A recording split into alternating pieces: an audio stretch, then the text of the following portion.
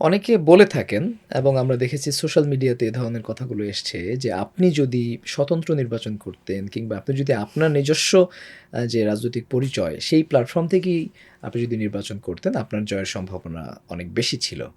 আপনি কি এমনটা মনে করেন? আচ্ছা, প্রথমত হলো আমি আমার রাজনৈতিক পরিচয় একদম বিলীন করে কোথাও যাইনি। আমার রাজনৈতিক পরিচয় নিয়েই আমি নির্বাচন করেছি। আর দ্বিতীয়ত কথা হলো যে আমি আ অনেকে যেটা বলছেন আমি এটার সাথে পুরোপুরি একমত না।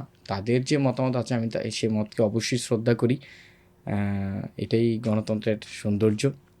আমি কেন পুরোপুরি একমত না সেই জায়গাটা হলো দেখেন আমার প্যানেলের আ আমরা তো বাইরে থেকে আপনার আ ৪ জন ৫ জন আমরা বাইরে থেকে অ্যাপলিটিক্যাল এবং আমার ছাত্র অধিকার পরিষদ মিলে বাইরে থেকে ৫ জন আমরা ওই প্যানেলে গিয়েছি। তো আমাদের প্যানেলে ৩ জন, একজন হলো আপনার পরিবহন সম্পাদক এবং একজন পাঠাগার ও সেমিনার বিষয়ক সম্পাদক, পাশাপাশি একজন কার্যনির্বাহী সদস্য জয় হয়েছে। তারা ছাত্রদলের। তাহলে যদি আমি ছাত্রদলের সাথে জোট করাতে আমার জয় না হয়ে থাকে তাহলে তারা কেন জিতল? তারা তো ছাত্রদলের। পয়েন্ট 1। পয়েন্ট 2 হলো দেখেন যারা ২১ জন নির্বাচিত হয়েছে তারা নিঃসন্দেহে যোগ্য। শিক্ষার্থীদের ম্যান্ডেট নিয়ে আসছে।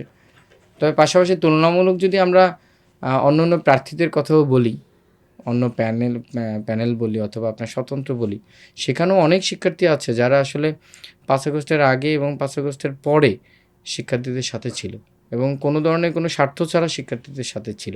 তো তারাও যোগ্য ছিল। তো সেখান থেকেও তো ২-১ জন উঠে আসতে পারত। তো সেটা তো আমরা দেখিনি।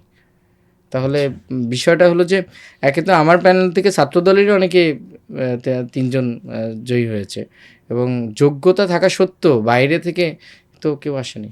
তারা তো আর ছাত্রদলের প্যানেলেরও না, আর তারা ছাত্রদল করেও না। তাই তারা কেন আসেনি?